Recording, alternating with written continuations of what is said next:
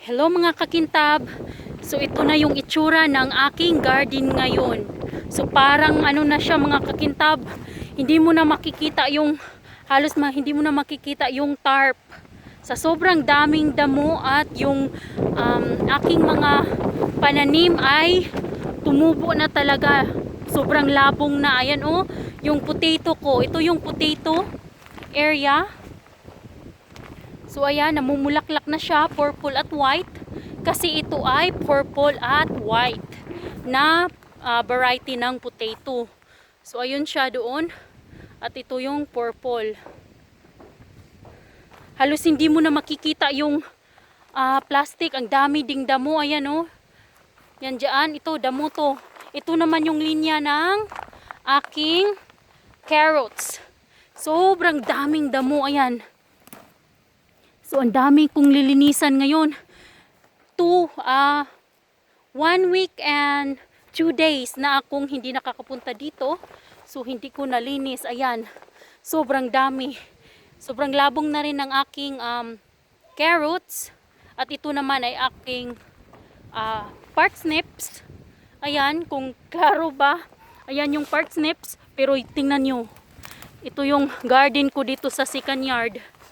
Kasi hindi na ako nakakapunta. Ayan, parsnips. So ito, iwan ko lang dito yung mga peas. Pero yung peas hindi siya nag-survive. Kasi medyo basa ngayong year na to. Yung peas kasi ayaw nila ng sobrang basa. At ito naman yung ang aking kale. Ayan siya. At ito yung aking sweet charge. Ang sweet charge ko, gustong gusto nila yung basa. Kaya tingnan nyo naman po. Sobrang labong din mga kakintab. At ito naman yung isa na different kind of sweet charge. Purple siya. So ayan, ito naman yung isa kong nag-iisa kong corn.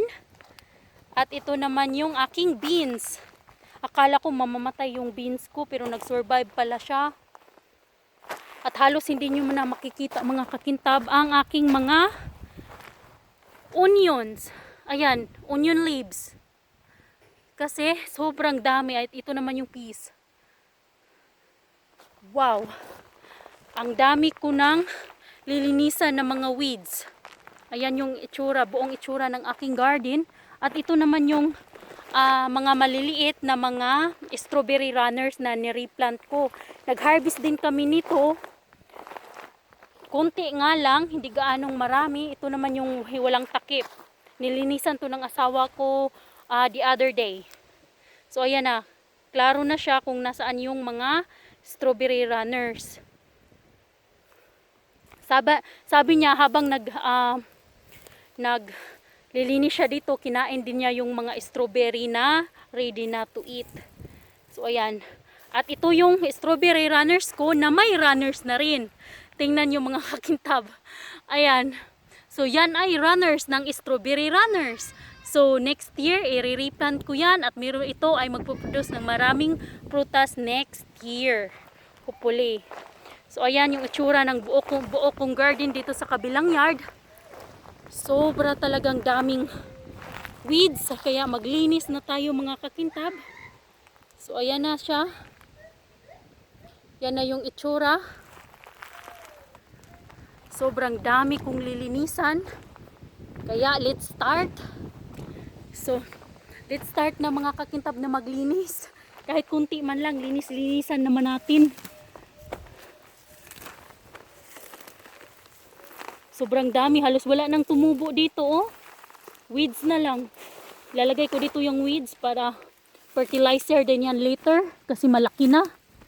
Sobrang laki na. Ayan. So ito naman yung aking parsnips.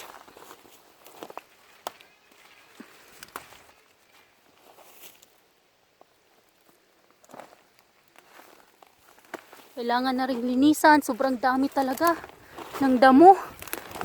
Sana ay lilipat na kami ngayong week na to. Para naman ay maasikaso ko na yung garden dito kasi malayo-layo kasi yung garden ko mga kakintab. At pag magtrabaho yung asawa ko sa city, hindi ako nakakapunta dito kasi natakot akong iwanan yung anak ko. At hindi ako makakapunta ako lang at yung mga anak ko dito kasi sobrang putik. Alam niyo naman yung daanan, hindi pa ready kasi fresh yard. Kaya maputik talaga. Sus, daghanang sagbot. Mga kakintab, murag nalipong na kog. Kuan, tinanaw kung asa ko dapita mangibot. Tabangi ko, pakintabin natin yung garden ko ulit, mga kakintab. Ayan, pakikintabin ko to ulit. Yung wala ng mga damo-damo. So ayan, sobrang dami ng mga damo din. Ito yung aking potato, sobrang dami. Kaya marami din kaming i-share sa mga kaibigan namin nandun sa city. Yan, sobrang taba ng aming garden, kaya yung tingnan nyo naman yung weeds. Sobrang taba din at sobrang taas. Ayan, sobrang tangkad oh. Yung weeds. Yay. Kasi nga sobrang taba ng garden, sobrang taba din ng mga weeds na tumutubo. Kasi yung soil sobrang taba. So ayan. Yan yung itsura ng aking mga halaman ngayon. Ayan, nice and sunny na siya.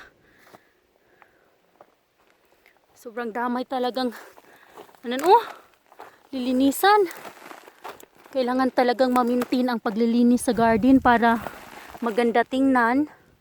Kaso lang, pag hindi ako nakakapunta ng 1 week and 2 days na hindi ako nakapunta dito kasi nagtrabaho yung asawa ko sa city.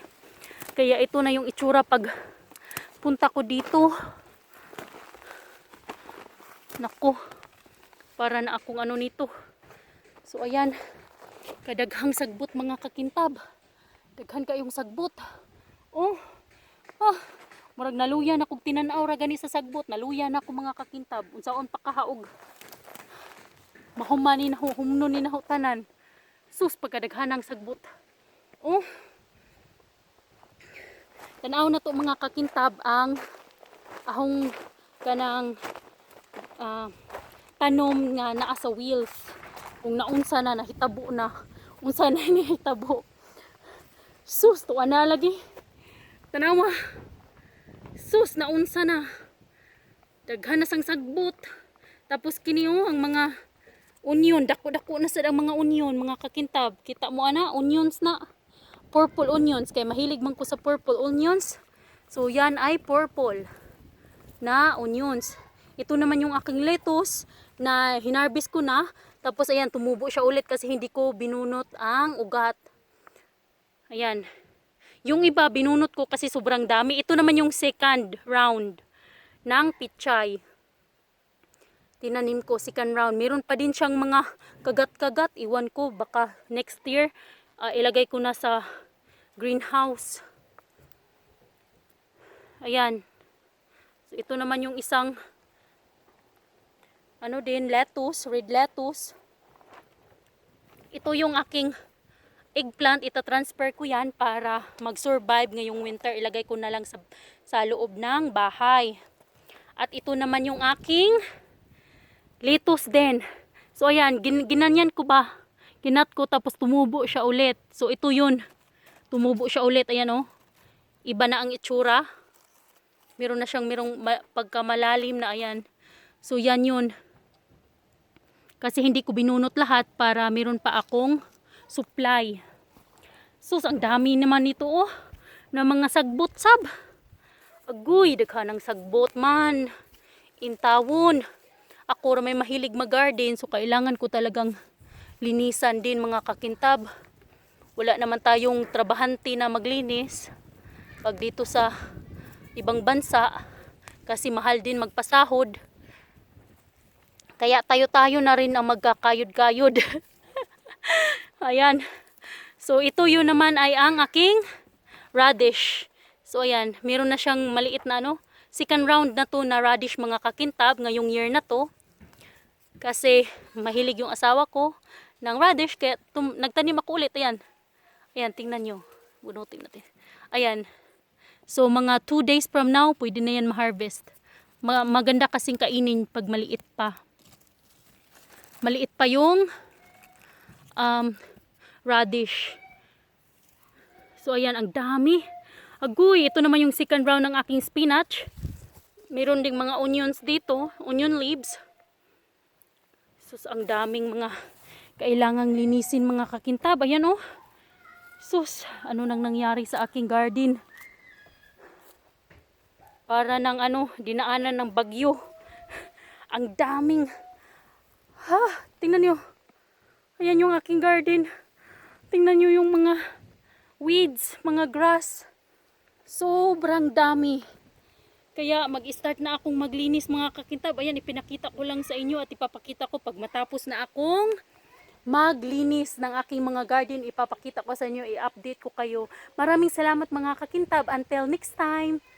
Bye-bye!